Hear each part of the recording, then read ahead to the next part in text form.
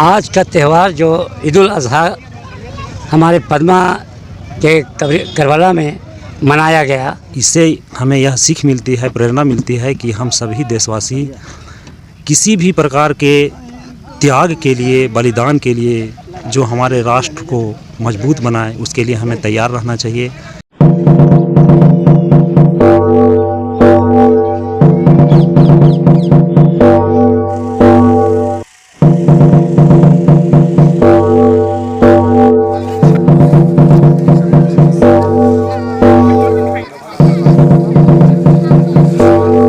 Hello दोस्तों, मैं आपका दोस्त जगन्नाथ पासवान। आज बकरीद की नमाज अभी तुरंत पढ़ी गई है। उसके बाद मैं इन अनुभवों से मिलने के लिए जानना चाहता हूं मैं कि बकरीद रियल में है क्या और उसका नियम क्या है, ये तो यही बता सकते हैं। तो पद्मा के सबसे वरिष्ठ व्यक्ति जो हैं, मैं उनसे आपकी बात करवाता हूं। चाचा जी प्रणाम। सबसे पहले बताइए क्या मतलब ये बकरीद का क्या नियम है, क्या मतलब बकरीद कब से मनाया जाता है?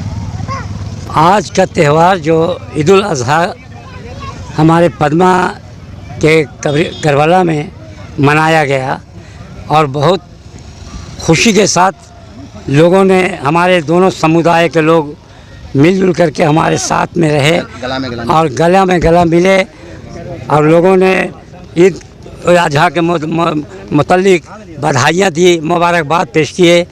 और कुर्बानी का मतलब यह है कि हज़रत इब्राहिम खलीलुल्लाह के ज़माने में अल्लाह का इजाज़त हुआ कि तुम अपने जो सबसे ज़्यादा खूबसूरत, जो ज़्यादा मनपसंद चीज़ जो तुम्हें अच्छा लगे उसको कुर्बानी करो, अल्लाह के राह में कुर्बान करना है। तो इन्होंने सोचा कि क्या कुर्बानी किया जाए। दुनिया में तो सबसे बड़ा चीज़ है औलाद, तो औलाद का कुर्बानी करने के लिए उन्होंने कह दिया कि अल्लाह जो आपने कहा मैंने कुर्बान करने के लिए तैयार हूँ। तो वो अपने बच्चे को लेकर जा रहे थे रास्ते में, तो शैतान मिल कर के बोला कि आपको ज़बह करने के लिए आपके अब्बा ले जा रहे हैं। तो ये बच्चा उनके बोले कि इब्राहिम खलीलुल्लाह ने इब्राहिम खलीलुल्लाह ने बोले कि अब्बा अगर हमें जहाँ भी ले जाएंगे उनकी मर्ज़ी पर है, उनकी रज़ा पर है, उनको अगर इजाज़त कहीं से मिला है तो वो ले जा रहे हैं, कहाँ ले जा रहे हैं अब हम नहीं जानते हैं।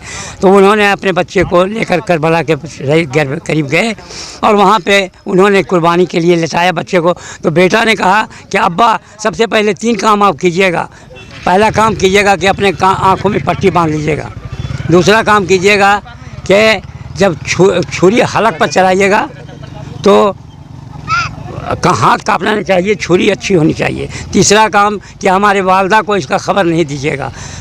तो उन्होंने यही 3 बात रखी और जब छुरी गले पे चलाई तो गले पे चलाने के बाद में वो छुरी जो है सो किनारे हट गई और वहाँ पे अल्लाह ने दुम्बा जो भेजा, तो अल्लाह ने दुम्बा जब भेजा तो दुम्बा को ज़बह किया गया और दुम्बा ज़बह हो गया, बच्चे उठ कर के खड़े हो गए। इसी का नाम कुर्बानी है और इसको परंपरा से जो ज़माने आदम से चली आ रही थी उसको हम लोगों ने कायम किया और चालू किया और चल रहा है। और इसी में एक सवाल है, कुछ 2 दिन पहले हम बात कर रहे थे भाई से, वो बता रहे थे कि जिनके ऊपर कर्ज रहता है वो कुर्बानी नहीं कर सकते, क्या इसका? नहीं, ये चीज़ सही है। जो कर्जदार है, कर्ज के ये में परेशान है, तो वो कुर्बानी देना उसके ऊपर जायज़ नहीं है। कुर्बानी वही दे सकता है जो मालेदार हो, जो माल निसाब हो और वो कुर्बानी देने का हकदार है। कुर्बानी सबको नहीं दे सकता है, लेकिन लोगों ने एक दस्तूर बना लिया है कि उनके यहाँ हुआ तो हम भी दे दें।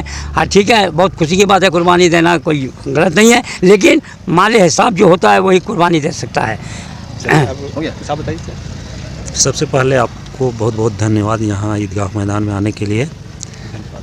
कुर्बानी एक परंपरागत त्यौहार है जो वर्षों से मनाया जा रहा है और इस अवसर पर हम लोगों को यह पर्व आपसी भाईचारा और सौहार्द में मनाते हैं। हम देशवासियों को यह एक सूत्र में पिरोने का काम करता है और इससे हमें यह सीख मिलती है, प्रेरणा मिलती है कि हम सभी देशवासी किसी भी प्रकार के त्याग के लिए, बलिदान के लिए जो हमारे राष्ट्र को मजबूत बनाए, उसके लिए हमें तैयार रहना चाहिए और हमेशा राष्ट्र प्रेम से ओत-प्रोत की भावना से ही हमें एक दूसरे की भावना का ख्याल रखकर त्यौहार मनाना चाहिए और ऐसा ही हम करते आए हैं और आगे भी करते रहेंगे और आगे भी करते रहेंगे।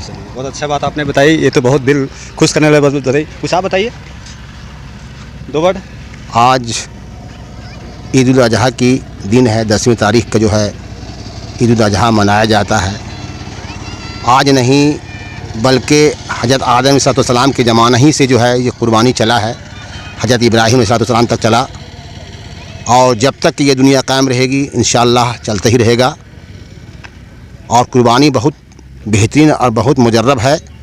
इस पर हम तमाम मोमिन भाइयों को चाहिए कि हम माल निसाब होकर कुर्बानी अगर नहीं दें तो अल्लाह के नबी का फरमान है कि वो हमारी ईदगाह के काबिल नहीं है, हमारी ईदगाह में नहीं जा सकता है। इसलिए लिहाजा आपसे पुरज़ोर अपील है हम तमाम मुसलमान भाइयों से भी कि आप उस लायक हैं तो कुर्बानी करें। चलिए, बहुत बड़ी बात इन्होंने कहा कि अगर आप भरपूर हैं, भरपूर तरह से खुश हैं, तभी आप जो है सो ये कर सकते हैं। अगर आपके ऊपर कर्ज है किसी भी तरह का तो आप ये ना करें, ये अल्लाह का कहना है। और ये बहुत अच्छी बात आपने बताई है, मुझे बहुत अच्छा लगा। ये नियम अगर आप लोग में है तो बहुत अच्छा लगा मुझे कि जो कर्जदार हैं वो ये सब ना करें। चलिए, आप लोगों को बकरीद की मुबारकबाद हो। शुक्रिया नवाजी सो। और आप मीडिया के आप आए हुए हैं, मैं आप लोगों को, आपको भी मैं आशीर्वाद और दुआ देता हूँ कि अच्छी तरह